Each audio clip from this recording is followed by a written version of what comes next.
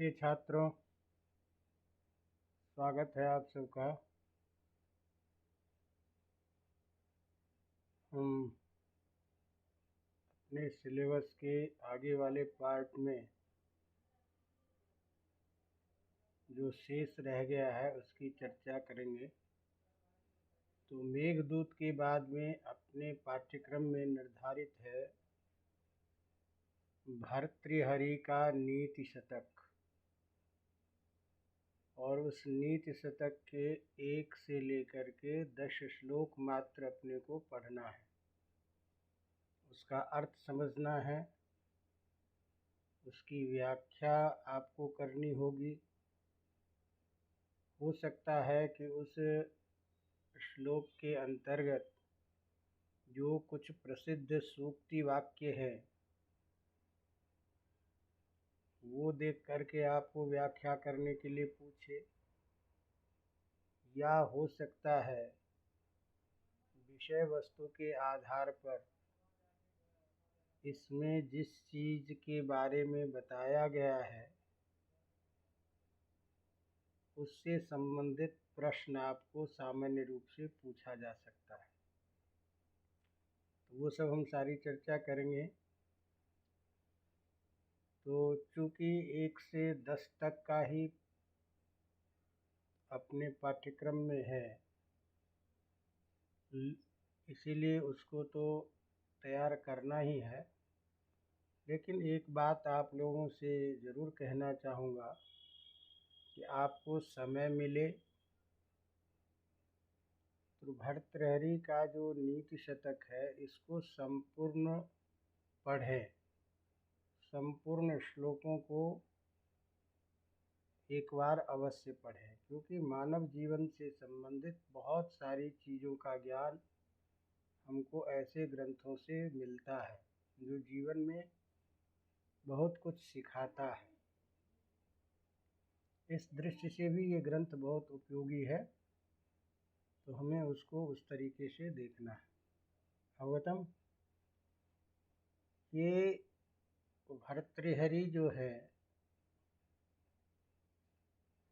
ये संस्कृत साहित्य में विद्वानों के बीच में जो आचार्य के रूप में मान्यता है उसमें 2 पक्ष है। एक तो ये पक्ष है कि भर्तृहरि 2 हुए।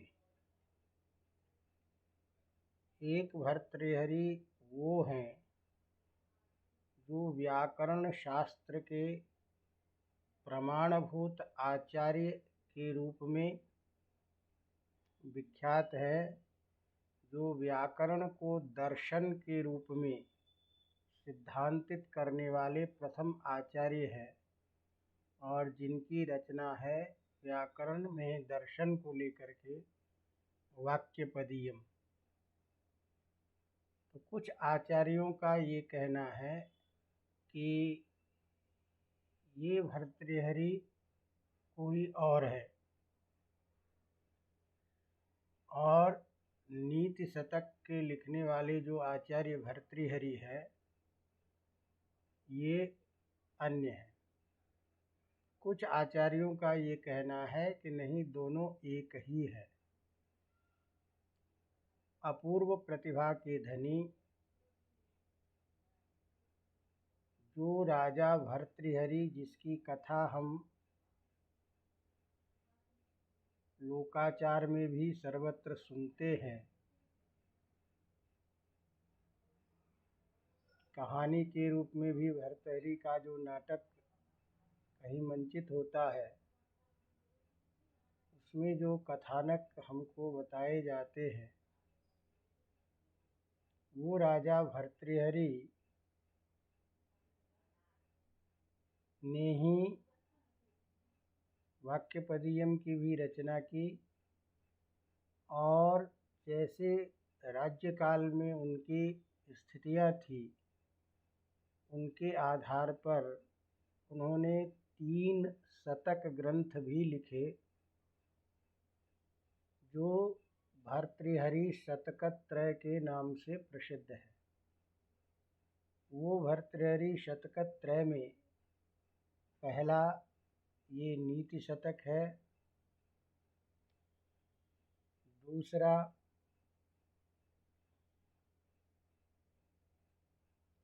जो शतक ग्रंथ है और तीसरा जो ग्रंथ है वो नीति शतक के उत्तरकालिक ग्रंथ माने जाते हैं। तो इनका अंतिम जो ग्रंथ है वो है वैराग्य शतक। तो एक तो जब वो राज्य अवस्था में थे तो समस्त नीति के बारे में उन्होंने सिद्धांत स्थापित किया और जीवन से संबंधित जितनी भी नीतियां हैं उन सब को लेकर के इन्होंने नीति शतक ग्रंथ की रचना की। उसके बाद उन्होंने श्रृंगार शतक, जो अपनी पत्नी के सौंदर्य और उसके प्रेम में अत्यंत आसक्त होने के कारण श्रृंगार से संबंधित या कह लीजिए मानव जीवन के गृहस्थाश्रम से संबंधित जो परस्पर पति पत्नी का जो एक प्रेम होता है उनको आधार बना करके श्रृंगार शतक की रचना की। कहानी ये है कि कालांतर में जिस पत्नी को अनन्य भाव से वो देखते थे उन्हीं पत्नी के द्वारा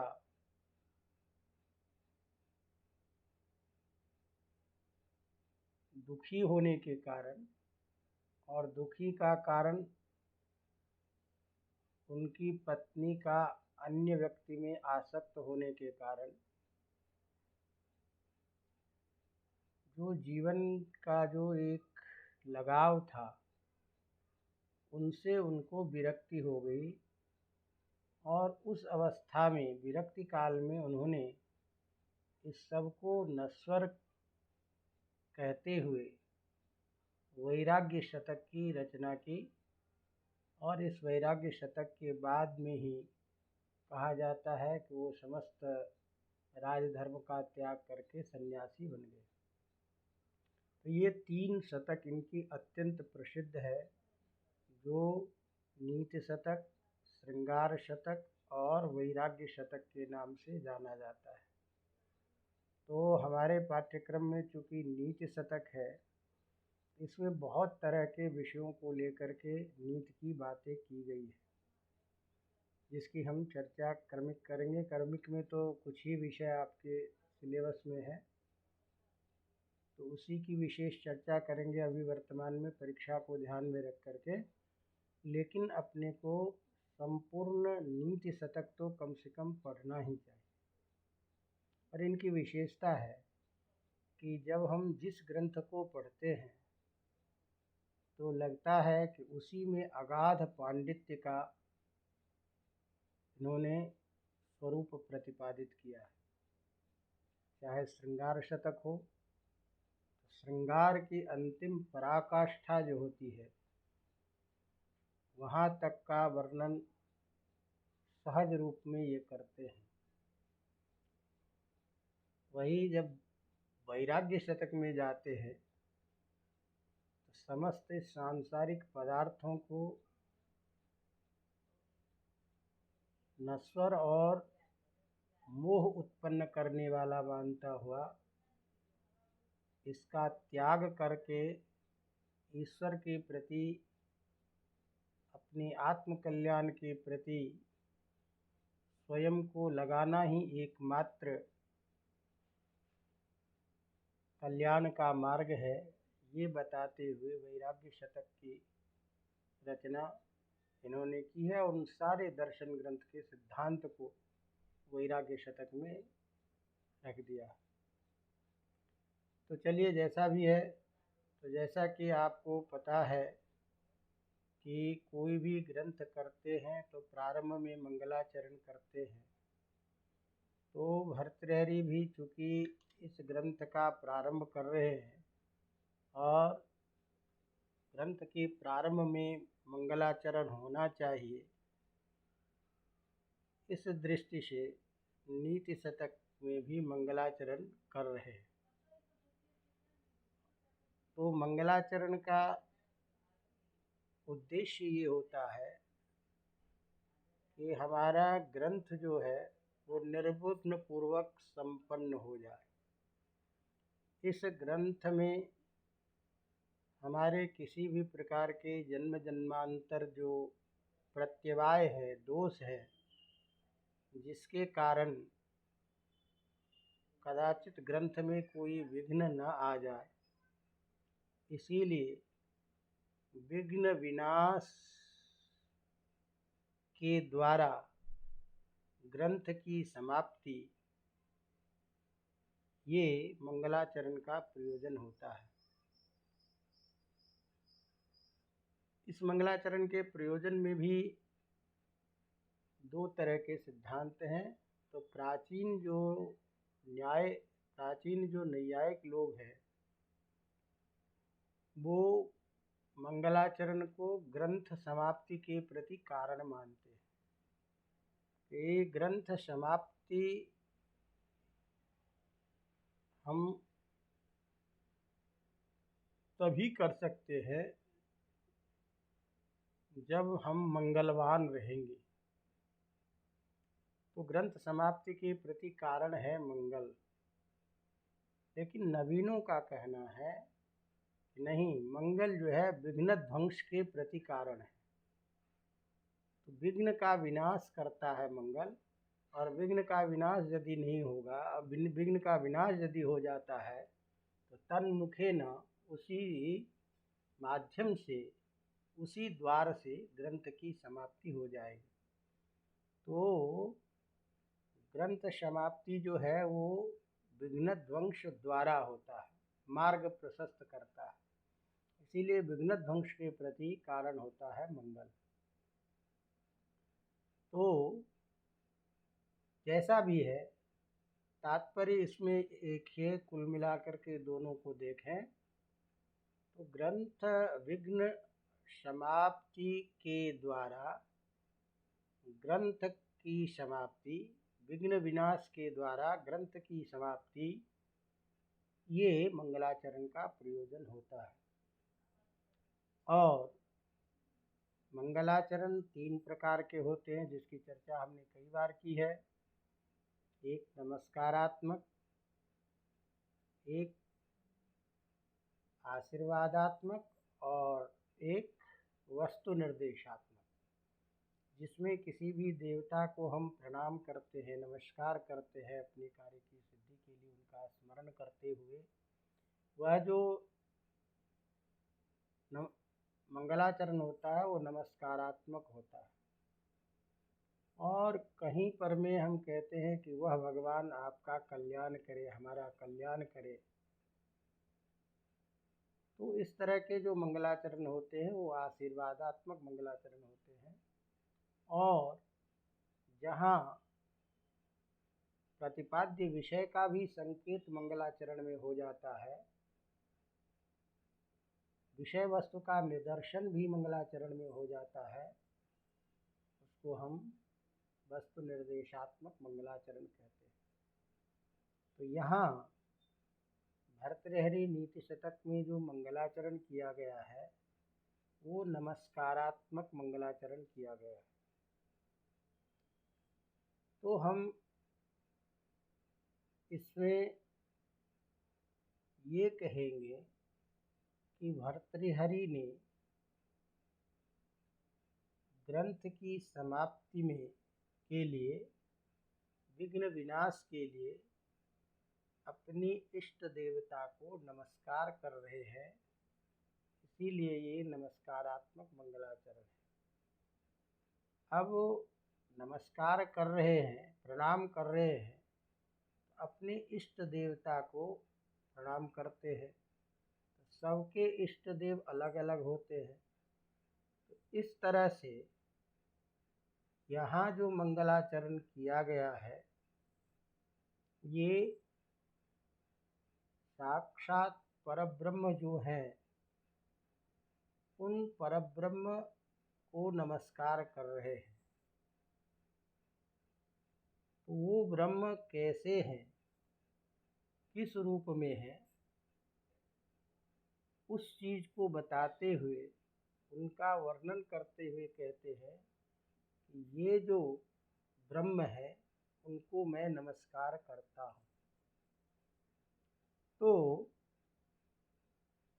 वह ब्रह्म का स्वरूप क्या है, तो उसके लिए कहते हैं कि जो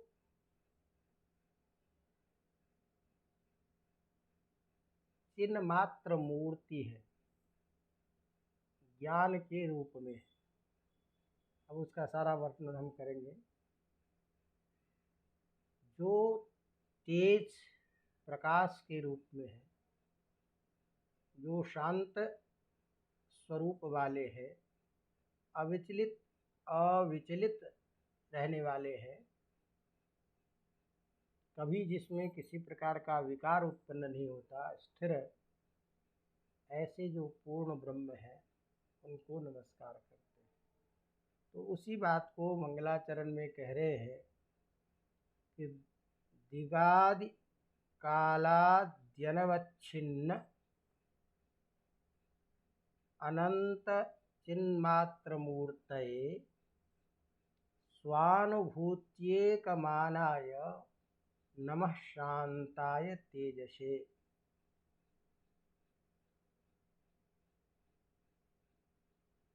अब इसको एक साथ पढ़ेंगे तो दिक्कालाद्यनवच्छिन्नानंत चिन्मात्रमूर्तये स्वानुभूत्येकमानाय नमः शांताय तेजसे। तो उस ब्रह्म को नमस्कार है। अब वो ब्रह्म कैसे है? जो दिक् कालाद्यनवच्छिन्न, अवच्छिन्न कहते हैं सीमित को, परिमित होने को। तो जो कोई भी वस्तु होगी तो दो चीज़ों से परिच्छिन्न होती है, एक दिक् से और एक काल से। लेकिन यहाँ आदि पद के द्वारा दिक् कालाद्यवच्छिन्न ये कह रहे हैं, अनवच्छिन्न। तो दिक् और काल ये दो चीज़ों का ग्रहण किए हैं, और आदि पद से अन्य शब्द को भी हम ले लेंगे। तो दिक् मने दिशा, काल मने समय। तो जो किसी दिशा से परिच्छिन्न नहीं है,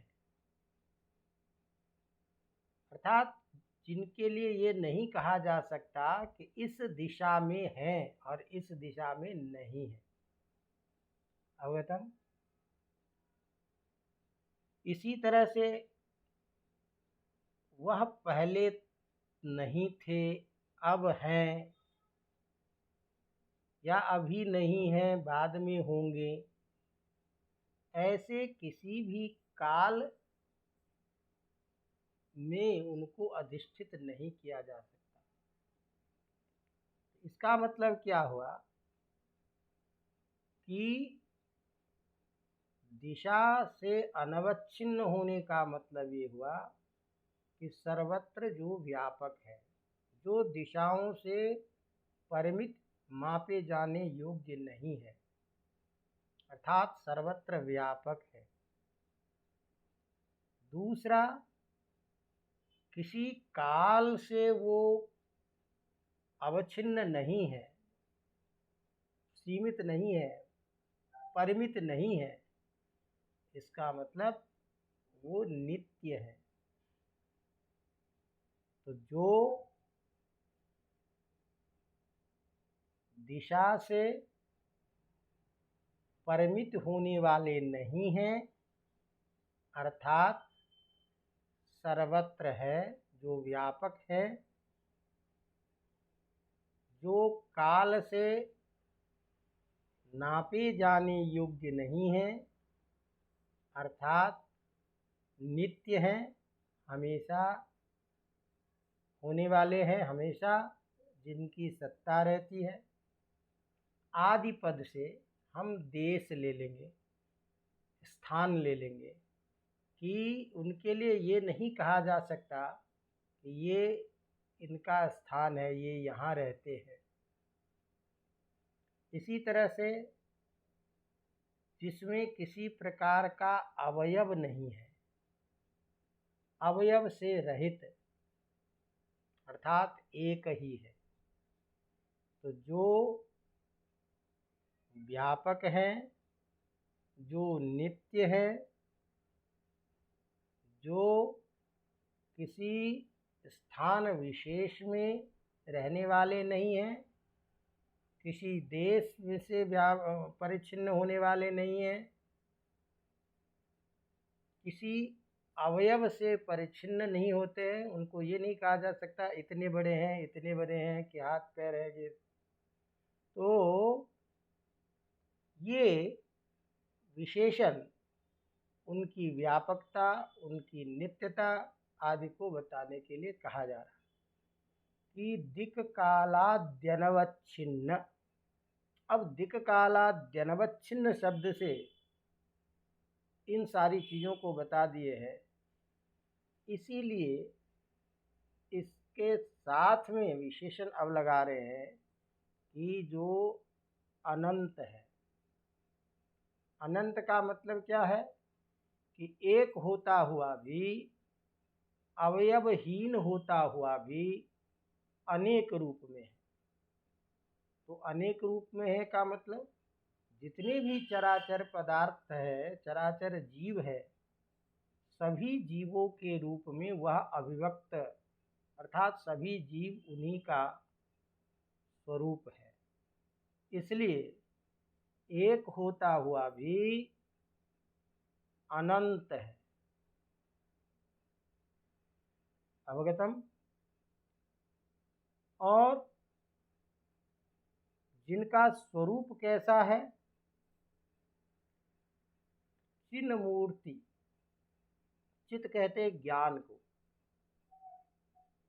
ज्ञान ही जिसका मूर्ति माने स्वरूप है, अर्थात ज्ञान रूप में। तो जो ज्ञान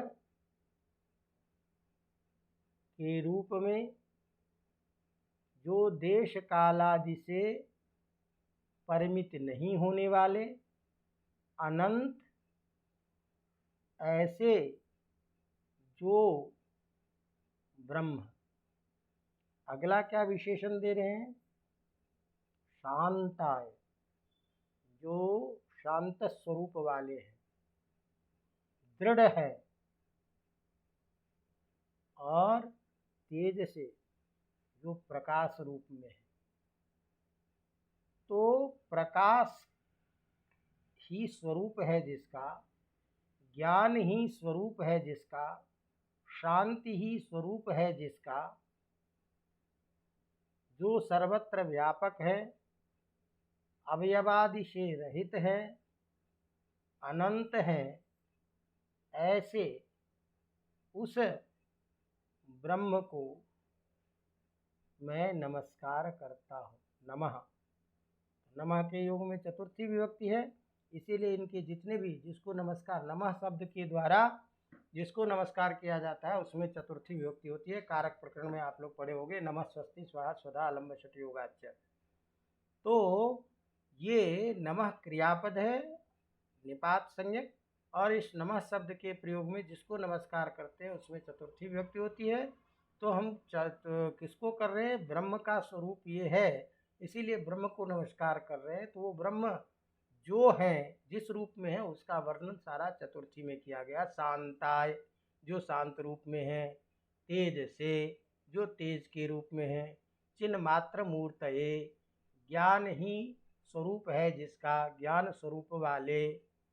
जो दिक् कालादि से अनविच्छिन्न हैं, जो अनंत हैं, ऐसे उस ब्रह्म के लिए नमस्कार है। अब कहते हैं कि ये ब्रह्म ऐसे हैं, ऐसी स्थिति में जिस ब्रह्म का हम नमस्कार करने जा रहे हैं, उस ब्रह्म के होने में क्या प्रमाण है, इसमें कैसे हम प्रमाणित करेंगे कि ये ब्रह्म है, इसका ज्ञान हमें कैसे होगा। तो उस चीज में प्रमाण के रूप में उपस्थापित करते हुए कहते नहीं, स्वानुभूत्येक मानाय, जिसके होने में केवल स्व अनुभूति ही प्रमाण है। स्वयं की अनुभूति जो है वही प्रमाण है। तो स्वयं के अनुभवों के द्वारा जाने जाने वाले जो इस प्रकार के ब्रह्म, उस ब्रह्म को नमस्कार है।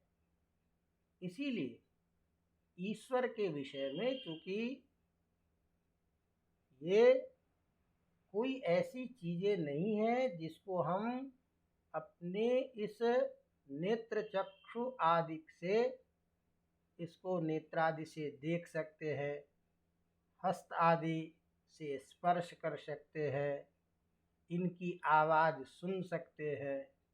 ये ऐसा नहीं है, क्योंकि इंद्रिय गोचर वही होगा जिसका उसके साथ में, जिस वस्तु के साथ में इंद्रिय का परस्पर सन्निकर्ष होता है, सामिप्य होता है। इसीलिए वो अतीन्द्रिय है। अब अतीन्द्रिय है तो उनको प्रत्यक्ष देखा नहीं जा सकता, इसीलिए उनके होने में प्रमाण क्या है? स्वतः स्वयं का अनुभव। अब वो स्वयं का अनुभव क्या होता है, कैसे होता है? तो शास्त्रादि के पढ़ने से, उसमें अभ्यास करने के द्वारा, या परस्पर जीवन में कई बार हम देखते हैं कि सब कुछ प्रयास करने के बावजूद भी कोई असफल रहता है, लेकिन कोई कम प्रयास करता है तो भी सफल हो जाता है। कई बार ऐसी स्थिति होती है जो हमारे बस में नहीं होता है, देखते हैं तो कई बार इस सारी परिस्थिति को देख करके कह देते हैं कि कोई न कोई करने वाला है दूसरा।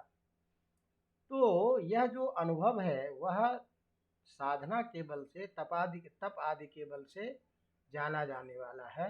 इसीलिए जो स्व अनुभूति से जाने जाने वाले हैं, अर्थात जिस ब्रह्म के होने में प्रमाण अनुभव है, ऐसे इस शांत स्वरूप वाले, प्रकाशमय, ज्ञान स्वरूप, अनंत, दिक् काल देश काल अवयव आदि से अनवच्छिन्न, असीमित उस ब्रह्म को नमस्कार करते हैं। इस मंगलाचरण के द्वारा इसका प्रारंभ किया गया है। चूँकि ब्रह्म व्यापक है, सब में रहते हैं, तो वह ब्रह्म नमस्कार जन्य जो पुण्य है, उस पुण्य के द्वारा हमें इस ग्रंथ को निर्विघ्न पूर्वक समाप्ति करने में अपनी कृपा करेंगे। इस भाव से यह मंगलाचरण किया गया है। अब जो दूसरा श्लोक शब्द प्रारंभ होता है, तो इसके लिए पहले जो हम, जैसे कि मैंने बताया कि अपन लोग कहानी सुने हुए हैं, इनकी पत्नी जो थी पिंगला, इसका नाम था, वह उस पिंगला से अनन्य प्रेम करते थे। अब उस राजा को, भर्तृहरि को, किसी ब्राह्मणों ने, जो अपूर्व तपस्वी थे, उन्होंने ऐसा फल प्रदान किया जिसके कारण जरा, बुढ़ापा, रोग आदि नहीं आता हो, जिसे हम सामान्य रूप से लोक कथानक में सुनते हैं, अमर फल। तो उस फल को किसी ब्राह्मण ने, तपस्वी ने, राजा की उदारता को देख करके वो राजा को दिया कि हमारे राजा है तो ये इसको ग्रहण करेंगे तो हमेशा अपने युवावस्था में रहेंगे, रोग आदि से ग्रसित नहीं होंगे। इस भावना से भर्तृहरि को देते हैं। भर्तृहरि चूँकि अपनी पत्नी से अनन्य प्रेम करते हैं, इसीलिए उन्होंने कहा कि मेरी पत्नी हमेशा नवयौवना रहे, किसी प्रकार के रोग आदि न हो। इस भावना से उन्होंने अपनी पत्नी के लिए वो फल ला करके दे दिया। अब वो पत्नी जो थी वह किसी अन्य पुरुष, जैसे हम कहते हैं कि उसका अश्वपालक जो था, घोड़े को जो देखभाल करता था, उससे आसक्त थी पिंगला। उसने उस फल को लेकर के उसको दे दिया, अश्वपाल को। अश्वपाल जो था वह भी किसी वेश्या से संपर्क में था, वह उसको चाहता था, उसने उस वेश्या को दे दिया। अब वह जो स्त्री थी वह अत्यंत विवेकशील थी।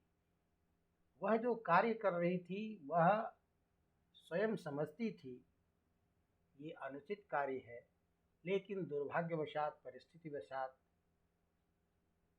वह उस कार्य में संलग्न थी। तो उसने सोचा कि मेरा जीना तो कोई महत्वपूर्ण नहीं है, हमारे जो इतने सुंदर राजा हैं, जिनके राज्यकाल में समस्त प्रजाएं अत्यंत प्रसन्न हैं, क्यों नहीं हम अपने राजा को ये फल दे दें। और वो वेश्या जो है वह वह फल पुनः भर्तृहरि के पास में आ जाता है, भर्तृहरि को दे देते हैं। भर्तृहरि उसी फल को देख करके अत्यंत अचंभित होते हैं और अपने पत्नी के प्रति जो भाव था या संसार के प्रति जो भाव था वो तुरंत उनका बदल जाता है और फिर आगे की प्रक्रिया होती है, संन्यास आदि में चले जाते हैं, इस सबको छोड़ देते हैं। तो वह जो कथानक है, तो इस नीति शतक के प्रारंभ में ही द्वितीय श्लोक के रूप में उसी बात को कहने जा रहे हैं। और ये इसलिए कहने जा रहे हैं, इसमें भी एक नीति की बात है कि अत्यंत किसी पर श्रद्धायुक्त आसक्त हो जाना वह भी मोह का कारण है, वह भी। और दूसरी बात कि एक राजा का कर्तव्य है कि वो जैसे प्रजा के प्रति साकांक्ष रहता है, इसी तरह से घर में भी सबके प्रति वो साकांक्ष रहे। ऐसा कहीं न कहीं उस साकांक्षता में कमी आ जाने के कारण यह स्थिति देखने को मिल रही है। इसी दृष्टि से वह वैराग्य को प्राप्त करके और सबकी निंदा करते हैं। इस श्लोक में, दूसरे श्लोक में उसकी निंदा करते हुए कहते हैं, यां चिंतयामि सततं मयि सा विरक्ता, यां चिंतयामि मयि सा सततं मयि सा विरक्ता, साप्यन्यमिच्छति जनः स जनोऽन्यसक्तः अस्मत्कृते च परितुष्यति काचिदन्या धिक्ताञ्च तञ्च मदनञ्च इमाञ्च माञ्च यां चिन्तयामि सततं मयि सा विरक्ता। प्रस्तुत श्लोक में राजा सभी के स्वरूप को देख करके स्वयं को भी, पत्नी को भी, अश्वपाल को भी और जिस काम के प्रति कारण ये सारी घटनाएं घटी है उस काम को भी, उस इच्छा को भी यहाँ धिक्कारते हैं। केवल एक काम ने इन सारी परिस्थितियों को उत्पन्न कर दिया, इसीलिए सबको धिक्कार है। ये सभी संसार में भ्रमित करने वाले, मोह को उत्पन्न करने वाले हैं। उसी को कहते हैं कि याम चिंतयामि सततम मयि सा विरक्ता। चिंतयामि, जिसके बारे में मैं हमेशा सोचता रहता हूँ। तो चिंतयामि उत्तम पुरुष एक वचन का रूप है, चिंत धातु का सोचने अर्थ में। तो उत्तम पुरुष का कर्ता होता है अस्मत् शब्द। तो यहाँ एक वचन में है, इसीलिए कर्ता कौन है? अहम। तो चिंतयामि रहने से भी अहम कर्ता का बोध हो जाएगा। तो अहम चिंतयामि, किसको चिंतयामि, कैसे चिंतयामि? याम स्त्रीलिंग में है, जिस पत्नी को, जिस अपनी पत्नी को। और ये नहीं, अच्छी तरह से हमेशा जिसको हम ध्यान रखते थे, जिसके बारे में हमेशा चिंतन करते रहते थे, सततम, निरंतरम। तो अहम याम पत्नी सततम निरंतरम चिंतयामि चिंतन कुर्वन्नस्मि। मैं जिस पत्नी के बारे में इतना दृढ़ होकर के हमेशा सोचता रहता था,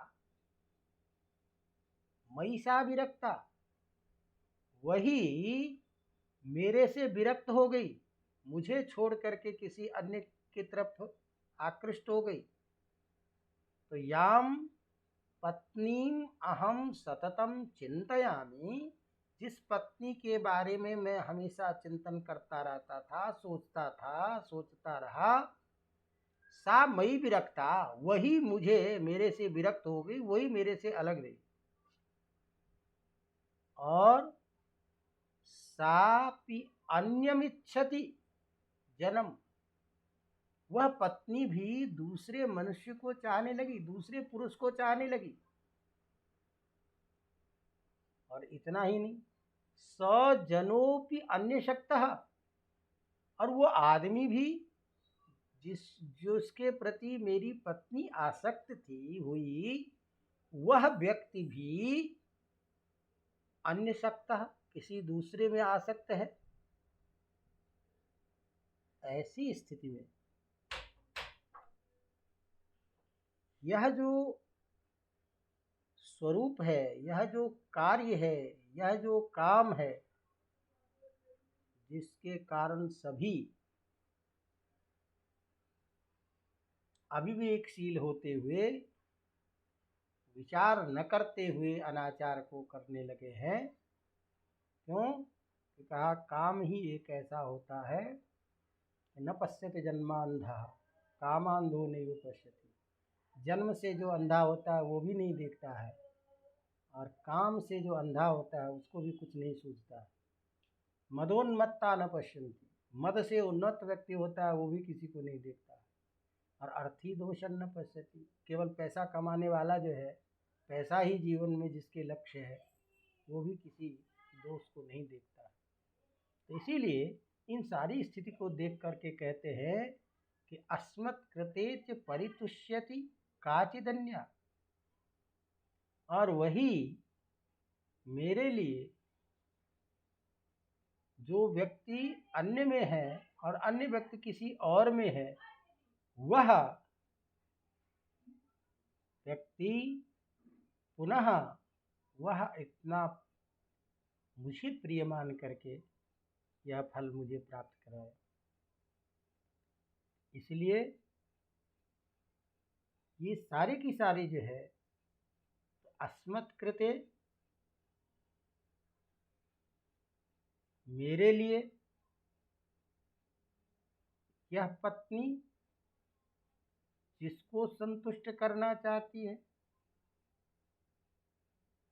जिसमें संतुष्ट हो रही है, और वह जिसमें, तो अस्मत्कृते मुझे भी उस पिंगला को भी, उस व्यक्ति को भी और उस काम को भी, सभी को धिक्कार है, सभी अत्यंत निंदनीय है। तो उसी को कहते हैं अस्मत्कृते च परितुष्यति काचिदन्या, है कोई अन्य को वह व्यक्ति चिंतन करता है, इसीलिए धिक ताम च, उस पत्नी को धिक्कार है। पहला विशेषण ताम, पत्नी के लिए स्त्रीलिंग में। तम च, उस पुरुष के लिए, उस पुरुष को भी धिक्कार है जिसने अन्य के प्रति आसक्त है, जिसके कारण आसक्त है। तम मदनंच, उस मदन को भी, काम को भी, और इमांच, इमाम इस स्त्री को भी, और मामच, मुझ स्वयं को भी धिक्कार है। इस तरह से मेरी स्त्री को भी धिक्कार, उस पुरुष को भी धिक्कार, इस कामदेव को भी धिक्कार, और मुझे भी धिक्कार है। इस तरह से काम की निंदा, काम के वशीभूत होने से व्यक्ति के आचरण में परिवर्तन, इस सब को दिखाने के लिए प्रारंभ में सबसे पहले इस काम की निंदा कर रहे हैं। तो इस श्लोक में वसंत तिल का छंद है, और वसंत तिल का छंद का लक्षण आप जानते हो, उक्ता वसंत तिल का तभजा जगौगः। तो वसंत तिल का छंद उसे कहते हैं जिसमें तगन हो, भगन हो, जगन हो, जगन हो और दो गुरु वर्ण।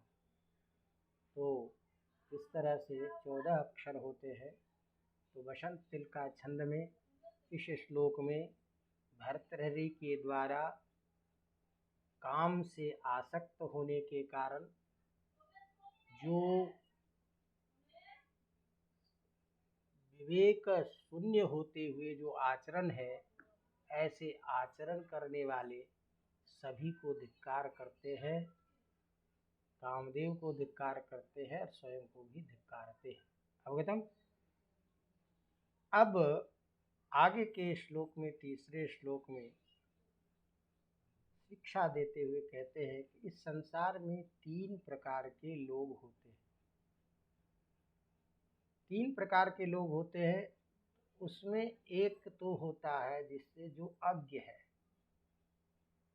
जो कुछ भी नहीं जानता है। एक तो ऐसा है जिसको किसी के बारे में कोई जानकारी नहीं है। एक होता है जो सुज्ञ है, अर्थात सब कुछ को अच्छी तरह जानने वाला है, अत्यंत ज्ञानी। और एक व्यक्ति होता है जो स्वल्पज्ञ, जिसको कुछ पता है कुछ पता नहीं है। तो 3 प्रकार के व्यक्ति होते हैं। क्रमिक तीनों की चर्चा करेंगे। तो पहले अज्ञ व्यक्ति जो होता है उसको ध्यान में रखते हुए और इन तीनों के स्वरूप में क्या अंतर होता है, इसका स्वभाव कैसा होता है, ये बताते हुए इस श्लोक के माध्यम से अपनी जो बातें हैं, जो कहने जा रहे हैं, उसके प्रति अत्यंत विवेकशील होते हुए गंभीरतापूर्वक विषय को समझने का निर्देश इस श्लोक के द्वारा करना चाह रहे हैं, जिसके लिए वह उन तीनों व्यक्तियों के बारे में ये कहना चाहते हैं कि कोई भी विषय जो होता है वह किसी को जब बताया जाता है तो जो तीन प्रकार के व्यक्ति हैं, उन तीनों प्रकार के व्यक्तियों के साथ में किसी प्रकार का ज्ञान करना, देना, उपदेश करना, समझाना, वो कैसे होता है, किस प्रकार होता है, उसकी चर्चा करते जा रहे हैं कि अज्ञः सुखमाराध्यः सुखतरम आराध्यते विशेषज्ञः अज्ञान लव दुर्विदग्धम ब्रह्मापि नरम न रंजयति। कि देखो, अज्ञः सुखम आराध्य, जो अज्ञ व्यक्ति है, न जानाति अज्ञः, जानाति ज्ञः, जो जानता है उसे ज्ञः कहते हैं। न जानाति अज्ञः, जो कुछ नहीं जानता है, जिसको विषय वस्तु का ज्ञान नहीं है, उसको आप जो भी चीज कहोगे वह उसको उस रूप में स्वीकार कर लेगा, क्योंकि उसको कुछ पता नहीं है। तो आप जो कह रहे हैं उसको वो मानेगा। तो किसी अज्ञ को जो कुछ कहना होता है, समझाना जो होता है, वह सुखम, सुखकरम भवति, आसान होता है ना। अर्थात वो जैसा भी है आसानी से उसको ग्रहण कर लेगा, उसको समझाया जा सकता है, जो भी कहोगे बड़ी आसानी से समझ लेगा। दूसरा जो है सुखतरम आराध्यते विशेषज्ञ, जो विशेषज्ञ है, जो पहले से ही ज्ञानी है, उसको कुछ चीजें समझाना, उसको कुछ कहना उस अज्ञ से भी आरामदायक होता है, सुखतर होता है। क्यों? उसको ज़्यादा समझाने की बात नहीं होगी, ज़्यादा समझाने की ज़रूरत नहीं पड़ेगी, ज़्यादा मेहनत करने की ज़रूरत नहीं पड़ेगी। वो संकेत मात्र से समझ जाता है कि क्या कहना चाहते हैं। इसीलिए जो विशेषज्ञ है सुखतरम आराध्यते, वह अज्ञ की अपेक्षा अत्यधिक सुखपूर्वक समझाया जा सकता है, समझने योग्य होता है। अवगतम? क्यों? क्योंकि वहाँ ज़्यादा कठिनाई नहीं होती है विषय वस्तु के प्रतिपादन में। प्रत्येक चीज़ को एक एक करके समझाने की इतनी आवश्यकता नहीं होती, क्योंकि संकेत मात्र से वह विषय को ग्रहण कर लेता है। इसीलिए विशेषज्ञ जो होता है सुखतरम, अति सुखेन आराध्यते, अति सुखतक, सुखपूर्वक, उससे भी ज़्यादा सरलता। तो जहाँ एक दूसरों की तुलना होती है तो वहाँ तरप प्रत्यय होता है। तो किसी को श्रेष्ठ बताना हो दो में से तो उसको तरप, और जहाँ बहुतों में से किसी को अधिक बताना होता है वहाँ तमप होता है। तो अज्ञः सुखम आराध्य, जो अज्ञानी व्यक्ति है वह आसानी से समझने योग्य होता है, उसको आसानी से समझाया जा सकता है। विशेषज्ञ जो होता है उसको उससे भी आसान तरीके से समझाया जाता है। लेकिन ज्ञान लव दुर्विदग्धम, लव कहते हैं छोटे को, कम को, लेकिन वो व्यक्ति जो है जो ज्ञान लव दुर्विदग्ध है, जो कुछ मात्र को जान लेने से अपने आप को जानने वाला मानने लगता है कि मैं जो जानता हूं यही सही है, ऐसे जो अल्पज्ञ व्यक्ति होते हैं तो कम स्वल्प ज्ञान से दुर्विदग्ध जिसको हित अहित के बारे में समझने का विवेक नहीं है, विषय वस्तु को विचार करने की क्षमता नहीं है, जैसे तैसे जो कुछ पढ़ लिया उसी को सब कुछ को मान करके चलने वाला जो होता है, अर्थात विवेक शून्य, पढ़ा तो कुछ लेकिन उस पर विचार नहीं किया, ऐसे जो ज्ञान लब दुर्विदग्ध व्यक्ति होता है, जो स्वल्पज्ञ होता है, जो अभिमानी होता है, अपने उसी छोटे के ज्ञान के कारण अभिमान करने लगता है, ऐसा जो व्यक्ति होता है, तम नरम ब्रह्मा पी न रंजयति, उस व्यक्ति को ब्रह्मा भी चाहेंगे कि मैं समझा दूं, वह कुतर्क करेगा, अपनी बात को सिद्ध करने की कोशिश करेगा, तो उसको समझाना असंभव है, उसको समझाया नहीं जा सकता। जो हठी, अल्पज्ञ और स्वयं को थोड़े से अत्यंत अधिक मान करके जो बैठा हुआ व्यक्ति जो होता है, विवेक शून्य व्यक्ति, विचार करने में अक्षम व्यक्ति, उसको समझाना असंभव है, वो समझ नहीं सकता। ये तीन प्रकार की चीजें हैं। अब इन तीनों प्रकार की चीजों का वर्णन यहाँ इसलिए कर रहे हैं ताकि जो अज्ञ है व्यक्ति, वो तो इस सिद्धांत को इस प्रतिपादन के द्वारा आगे जो हम कहने जा रहे हैं उसको समझ लेगा। मैं क्या कहना चाहता हूँ, इस चीज को वह और भी विवेकशील होकर के इस पर विचार करेगा। लेकिन जिद्दी व्यक्ति जो है वो इसको माने या ना माने, तो इस तरह से जो जिस योग्य है उसको इस योग्य अपने रूप से इसको देखे समझे। इसलिए कहते हैं कि उस व्यक्ति को वश में करना, उसको समझाना, यह अत्यंत दुर्भर होता है। इस श्लोक में आर्या छंद है, और आर्या छंद के में जानते हो कि जिसके प्रथम पाद में 12 मात्रा होती है, ये आर्या छंद मात्रा के आधार पर होता है, अन्य छंद वर्ण के आधार पर होता है। तो मात्रा के आधार पर जो छंद होता है उसे मात्रिक छंद कहते हैं, वर्ण के आधार पर जो होता है उसे वर्णिक छंद कहते हैं या वार्णिक छंद कहते हैं। तो जहाँ वर्ण की गिनती नियत होती है वो वर्णाश्रित छंद होता है, वार्णिक छंद कहलाता है।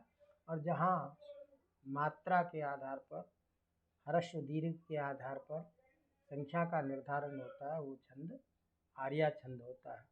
तो जिसके प्रथम पाद में 12 अक्षर हो, तीसरे में भी 12 अक्षर हो, लेकिन दूसरे में 18 और चौथे में 15 मात्राएं हो, इस प्रकार का जो श्लोक होता है उसे हम मात्रा छंद कहते हैं। अवगतम। तो इस तीसरे श्लोक के द्वारा इस में व्यक्ति के 3 प्रकार के स्वरूप बताए गए हैं, एक अज्ञ, एक सुज्ञ और एक स्वल्पज्ञ, जिसे हम ज्ञान लव दुर्विदग्ध व्यक्ति कहते हैं।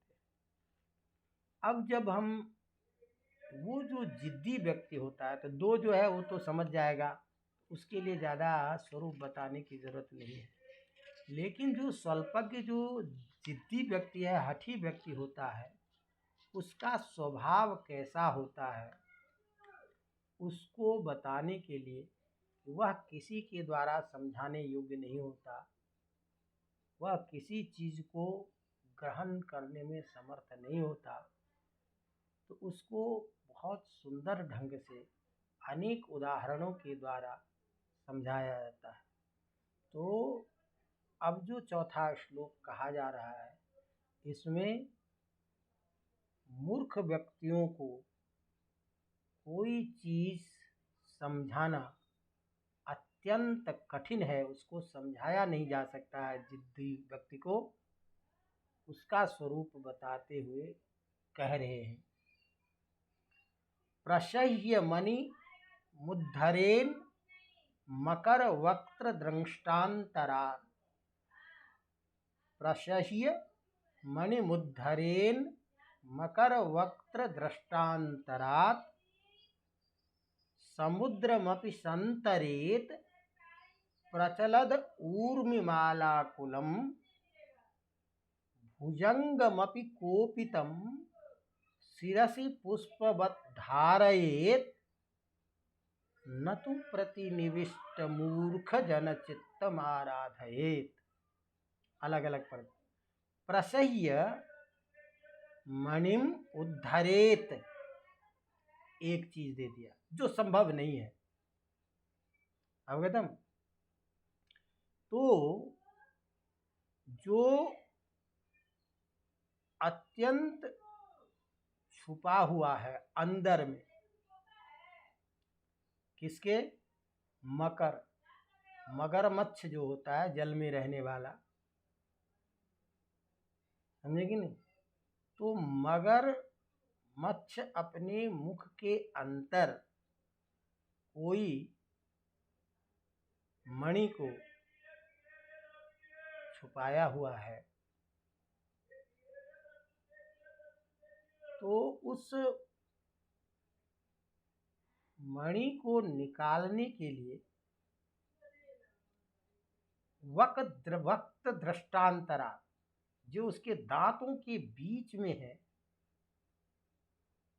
उस मणि को भी मगरमच्छ के मुंह में हाथ डाल करके निकाला जा सकता है। संभव नहीं है जो, लेकिन समझिए कि ये भी संभव हो जाए कि मगरमच्छ के मुंह में हाथ डाल करके उसके अंदर जो मणि है, जो समुद्र में मणि को निगल चुका है, ऐसे मणि को निकाला जा सकता है किसी तरह, हठात। प्रसज्य, हठात, जबरदस्ती जो छुपा हुआ है उस मणि को मगरमच्छ के मुंह में हाथ डाल करके, दांतों में फंसे हुए, तो उस मुंह में हाथ डाल करके जबरदस्ती किसी भी प्रकार उसको निकाला जा सकता है, जो संभव नहीं है। दूसरी बात कह रहे, समुद्रमपि संतरेत प्रचलत ऊर्मिमाला कुलम। ये जो समुद्र है, उस समुद्र को भी पार किया जा सकता है। किस पर? वह समुद्र में उठने वाले जो फेन है, तरंगे हैं, उस समुद्र के उठने वाले तरंगों पर बैठ करके समुद्र को पार किया जा सकता है, जो संभव नहीं है। लेकिन कदाचित किसी भी तरह हम उसके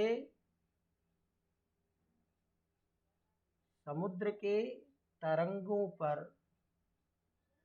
बैठ करके समुद्र को पार करने में समर्थ हो सकते हैं। भुजंगम अपि कोपितम, किसी सांप को चोट कर दो तो अत्यंत विषैला हो जाता है, वो फिर सांप छोड़ता नहीं उसको। लेकिन अत्यंत क्रोधित हुए सांप को भी शिरसी पुष्पवत् धारयेत्, फूल की तरह उसको उस माथे पर रखा जा सकता है। सारी चीजें असंभव है, ये संभव नहीं है, लेकिन ये होने पर भी ऐसा किया जा सकता है। ये सब भले ही संभव हो जाए, न तु प्रतिनिविष्ट मूर्ख जन चित्तमाराधयेत्, किंतु जो मूर्ख व्यक्ति होता है, जो स्वल्पज्ञ होता है, जो जिद्दी व्यक्ति होता है, जो अपने आप को ज्ञानी समझता है, और जो मन में धारणा बना लिया है कि मैं जो समझ रहा हूँ यही ठीक है, ऐसे प्रतिनिविष्टम आविष्टम, प्रतिनिविष्टम अपने मन में जो बिठा लिया है जिस किसी भी बात के बारे में, वह मूर्ख व्यक्ति, ऐसे मूर्ख व्यक्ति को किसी भी रूप से समझाया नहीं जा सकता है, वो किसी भी बात को मानने के लिए समर्थ नहीं हो। तो इस तरह से इस श्लोक में